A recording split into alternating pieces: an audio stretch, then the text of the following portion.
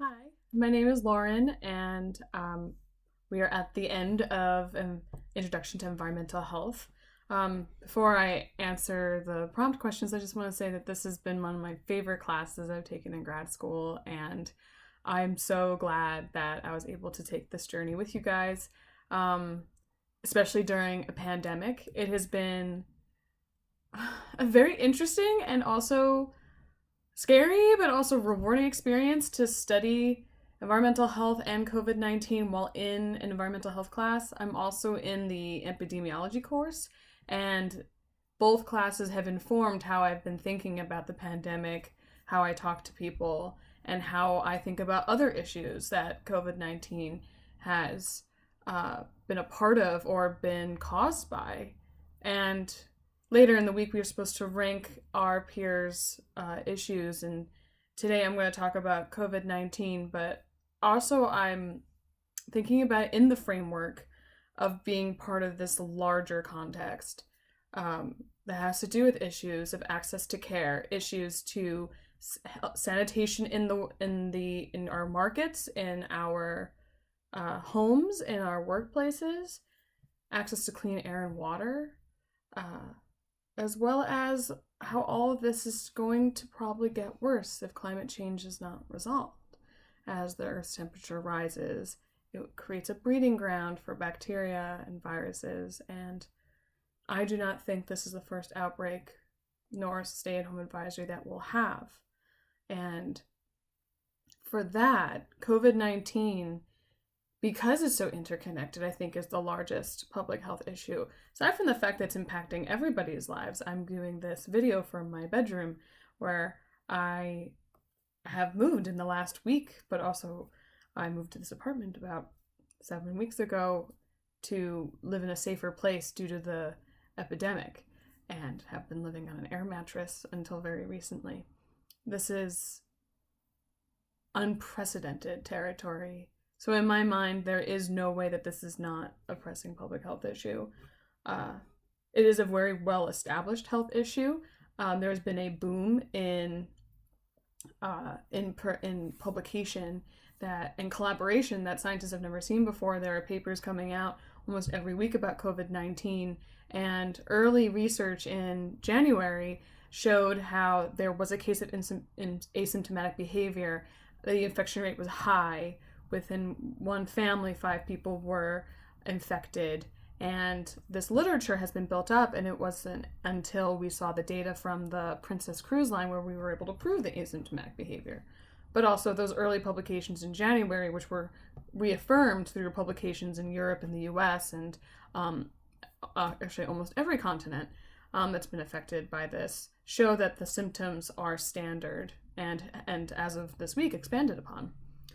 And one issue with that, because it's such a high infection rate, on average it's 2.5, and in some places it's even greater, is that there isn't enough healthcare workers, there isn't enough space in hospitals, enough ventilators, enough PPE, protective gear for our healthcare workers and patients.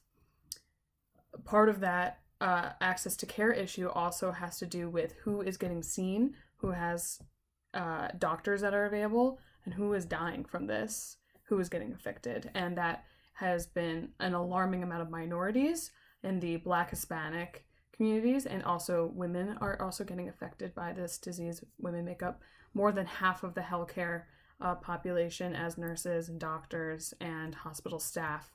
And that is something that should not be ignored when we're looking at how this response was handled.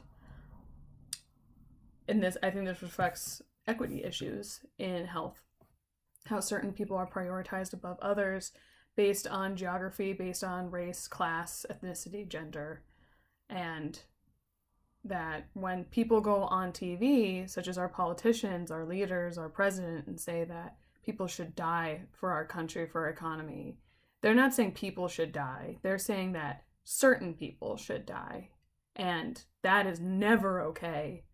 From a public health standpoint, from an ethics standpoint, from a political standpoint, I cannot get behind it as a scientist or as a person. One other issue is that there hasn't been a lot of acknowledgement of the science behind everything. And that's also reflective of how public health is just not represented or taken very seriously in government. The CDC and the World Health Organization have outlined the symptoms and have taken a preventative role, as well as putting emergency protocols into hospitals and working with people. And as we all know, we're living through this, the primary prevention strategies are stay at home. They are to wear a mask and hand gloves when we go outside, to wash our hands frequently, to social distance from anyone outside of our household, and to also disinfecting surfaces on a regular basis. And also, even if you don't have the virus or show any symptoms, you could be asymptomatic and be a carrier. And so everyone must practice these. The secondary prevention strategies are, if you start showing symptoms, is to call ahead to a clinic to talk about your symptoms and then schedule an appointment. Unless emergency symptoms such as pressure on your chest, trouble breathing starts to arise, or fever above 102. The symptoms are been expanded upon, if you don't know that. They are coughing, shortness of breath, fever, chills, repeated shaking with chills, muscle pain, headaches, sore throat, and a new loss of taste or smell. And these are ways that we can identify the virus. We also have kits as a secondary prevention measure. However, there are not enough kits to go around, and people have been shown to be shown a false negative at certain points of having the virus and then be a positive later on. So this is all something we should keep in mind going forward. But I look forward to reading all of your prompts and answering, and I'm very excited about finishing up the class and seeing you guys in the next section. Stay safe, stay healthy. Bye.